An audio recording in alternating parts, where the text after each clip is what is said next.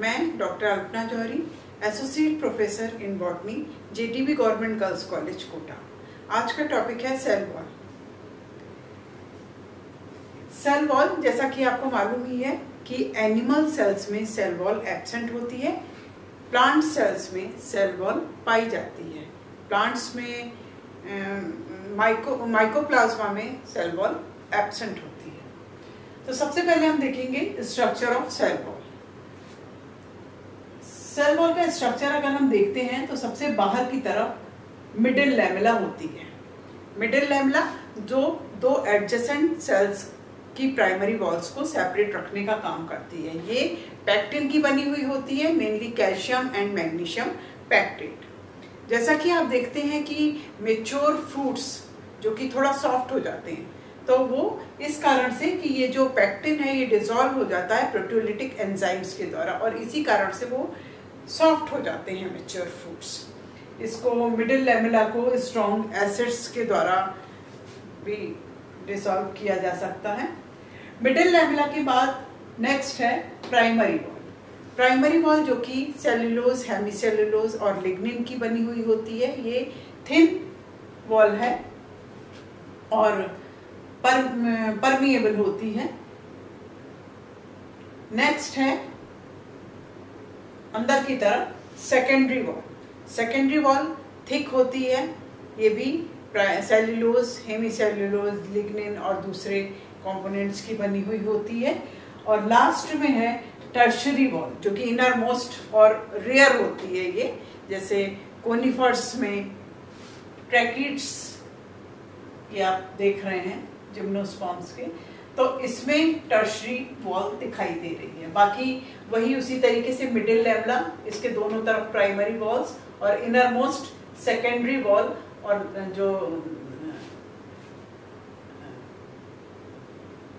Tertiary wall है वो बहुत कम सेल्स में ही पाई जाती है।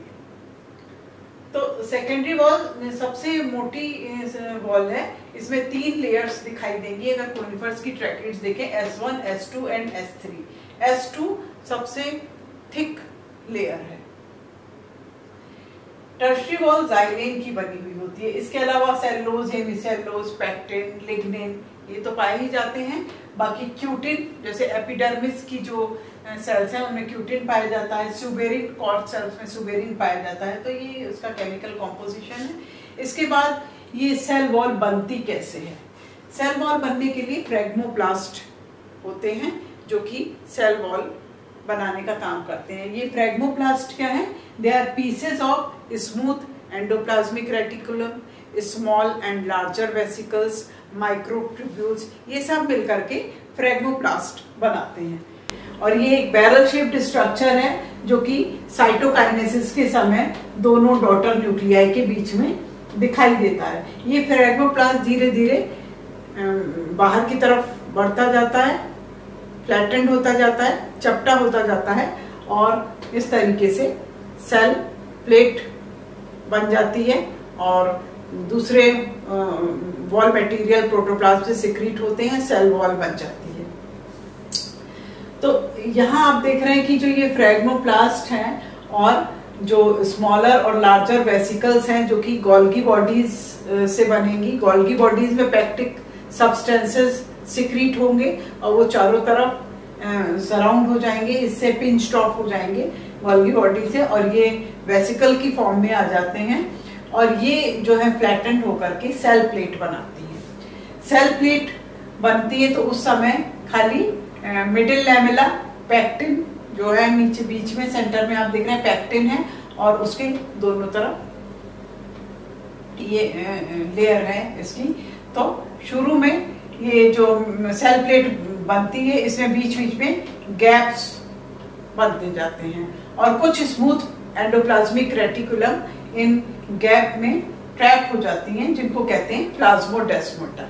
तो कई बार प्लाज्मोडेस्माटा पे शॉर्ट नोट आता है। तो plasmodesmata are unbranched unit membrane structure जो कि एक सेल से दूसरी सेल के जो एडजेसेंट सेल हैं उनके प्रोटोप्लास्ट को कनेक्ट करते हैं, ये कहलाते हैं प्लाज्मोडेस्माटा। धीरे धीरे वॉल मटेरियल का सिक्रीशन होता जाता है प्रोटोप्लास्ट से और इस तरीके से सेल वॉल बन जाती है। सेल वॉल में आप देख रहे हैं मैट्रिक्स है जो कि जिसके अंदर फाइब्रिल्स, मैट्रिक्स के अंदर फाइब्रिल्स अरेंज रहते हैं। ये फाइब्रिल्स पैरेलल भी हो सकते हैं, ओब्लिक भी हो सकते हैं, रैंडम हो सकते हैं, तो किसी तरीके से भी ये अरेंज्ड होते हैं और ये हमें सेल वॉल में दिखाई देते हैं। सेल वॉल में मेन जो सेल्यूलोज है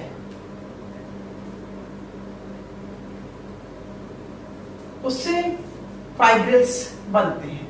अब ग्लूकोज की कई सारी यूनिट्स मिलकर के ग्लूकोज मॉलिक्यूल की लगभग 3000 करीब मॉलिक्यूल्स हो सकते हैं और उनसे बनता है एक सेल्यूलोज का मॉलिक्यूल। और सेल्यूलोज की 100 चेन्स जो कि β14 लिंकेज से जुड़ी रहती हैं वो बनाती है एक माइसेली।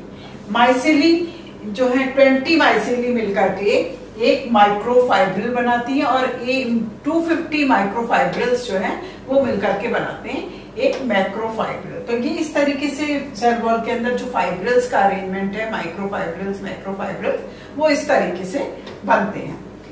अब है functions of cell wall. Cell wall का सबसे पहला फंक्शन तो यही है, ये सेल को प्रोटेक्ट करने का काम करते हैं। दूसरा, एक सेल को दूसरे सेल से अलग रखने का काम करते हैं। थर्ड है कि एक डेफिनेट शेप देते हैं सेल को, ये एक तरीके से स्केलेटन की तरीके से ही है जो कि, और साथ में ही मैकेनिकल स्ट्रेंथ भी प्रोवाइड करते हैं। वॉल मटेरियल है उसका डिपोजिशन हो जाता है, कई फॉर्म्स में हो सकता है। ये एन्युलर हो सकता है यानी रिंग की फॉर्म में हो सकता है, स्पाइरल हो सकता है, और स्केलरी फॉर्म यानी सीढ़ीनुमा आकार में हो सकता है, या फिर pitted, simple pitted, bordered pitted, तो रेटिकुलेट नेटवर्क की फॉर्म में हो सकता है। तो ये अब सेल वॉल मटेरियल का डिपोजिशन अलग अलग तरीके से वेसल्स में होता है, ट्रैकिड्स में होता है। उसका जो प्रोटोप्लास्ट है वो डिजेनरेट हो जाता है यानी सेल डेड हो जाती है और वॉल मटेरियल डिपॉजिट हो जाता है। तो ये मैकेनिकल स्ट्रेंथ भी प्रोवाइड करते हैं और यहाँ से लिक्विड का मूवमेंट भी होता है जाइलम में। तो अगर सिंपल पिट है तो खाली वहां पर प्राइमरी वॉल होगी यानी middle lamella and primary wall, और सेकेंडरी वॉल उन रीजंस पर नहीं होती है। लेकिन अगर बॉर्डर्ड पिट्स हैं तो सेकेंडरी वॉल जो है या ये जो वॉल मटेरियल का डिपोजिशन है ये फनल की फॉर्म में होता है दोनों तरफ से। बीच में तो वही मिडिल लैमेला और प्राइमरी वॉल होगी और दोनों तरफ फनल की फॉर्म में ये secondary wall material, secondary wall जो मटेरियल है वो उसका डिपोजिशन होता है। तो यहाँ आप देख रहे हैं सेंटर में ये कहलाता है टोरस। ये मेम्ब्रेन की स्वेलिंग से मेम्ब्रेन यहाँ पर बीच में थोड़ा फूल जाती है और ये एक स्ट्रक्चर बनाती है, वो कहलाता है टोरस। ये वॉल्व की तरीके से काम करता है। ये देख रहे हैं आप सेकेंडरी जो वॉल है वो फनल की फॉर्म में दोनों तरफ वॉल मटेरियल का डिपोजिशन हो रहा है। इसमें middle lamella, primary wall, secondary wall. तो ये जो टोरस का क्या काम है और ये जो एपर्चर है जिससे ये ओपन हो रहा है दोनों तरफ, टोरस का क्या काम है? ये वॉल्व की तरीके से एक्ट करता है। मान लीजिए अगर दोनों तरफ लिक्विड का प्रेशर बराबर है तो ये खुला रहेगा, एक तरफ मान लीजिए प्रेशर ज्यादा हो जाता है लिक्विड का तो ये बंद हो जाता है। तो इस तरीके से फ्लो या मूवमेंट को ये कंट्रोल करता है। तो इस तरीके से हम देखते हैं वॉल मटेरियल का जो डिपोजिशन है वो अलग अलग तरीके से होता है। यहाँ पर हम देख रहे हैं एंजियोस्पर्म की जाइलम वेसल्स, उसमें कई तरीके से वॉल मटेरियल का डिपोजिशन हो रहा है, जैसे एन्युलर रिंग की फॉर्म में, स्पाइरल फॉर्म में स्पाइरल, स्केलरी फॉर्म यानी सीढ़ीनुमा सीढ़ी के आकार में, रेटिकुलेट नेटवर्क की फॉर्म में, ये simple pitted, bordered pitted, simple pits की फॉर्म में, अपर्चर की स्मॉल राउंड अपर्चर्स की फॉर्म में, और अपर्चर्स जिनके चारों तरफ बॉर्डर हैं। तो इस तरीके से वॉल मटेरियल का डिपोजिशन हो सकता है। अगर लिग्निन का डिपोजिशन हो रहा है तो हम कहेंगे उसको लिग्निफिकेशन। क्यूटिन का डिपोजिशन हो रहा है जैसे एपिडर्मल सेल्स पर तो क्यूटिनाइजेशन। मिनरलाइजेशन जैसे मान लीजिए कैल्शियम कार्बोनेट, मैग्नीशियम कार्बोनेट, उनका सिलिकेट्स, इनका डिपोजिशन होता है वॉल पर तो उसको मिनरलाइजेशन कहते हैं। या फिर कॉर्क में सुबेरिन का डिपोजिशन होता है तो उसको सुबेराइजेशन कहते हैं। केमिकल कॉम्पोजिशन अगर हम सेल वॉल का देखें तो जैसा कि मैंने आपको पहले भी बताया था, जो मेन कंपोनेंट्स हैं they are cellulose, hemicellulose, lignin. तो यहाँ पर आप देख रहे हैं सेल्यूलोज जिसकी केमिकल यूनिट है ग्लूकोज, यानी ये एक होमोपॉलीमर है। ये हेमीसेल्यूलोज ये एक हेट्रोपॉलीमर है जिसमें एरेबिनोज, जाइलोज, मैनोज और गैलेक्टोज ये इनकी केमिकल यूनिट्स बताई गई हैं। इसी तरीके से ये भी एक हेट्रोपॉलीमर है पैक्टिन जिसकी मिडिल लेमेला होती है, ग्लूकुरोनिक एसिड एंड गैलेक्टुरोनिक एसिड। इसके अलावा ये कुछ सब्सटेंसेस हैं एक्स्ट्रा जैसे क्यूटिकुलर सब्सटेंसेस हैं, क्यूटिन, वैक्स वगैरह, तो उसमें फैटी एसिड्स पाए जाते हैं। मिनरल्स जैसे calcium carbonate, magnesium carbonate and silicates. इसके अलावा वाटर, लिपिड और प्रोटीन भी होता है और सुबेरिन जो कि कॉर्क में पाया जाता है।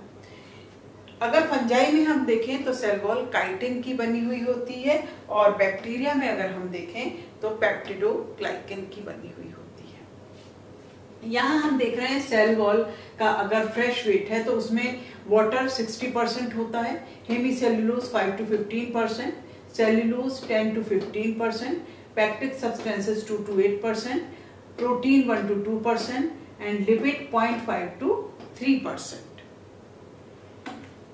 अब है growth of cell wall. Cell wall की ग्रोथ कितने तरह की होती है, कितने तरह से हो सकती है।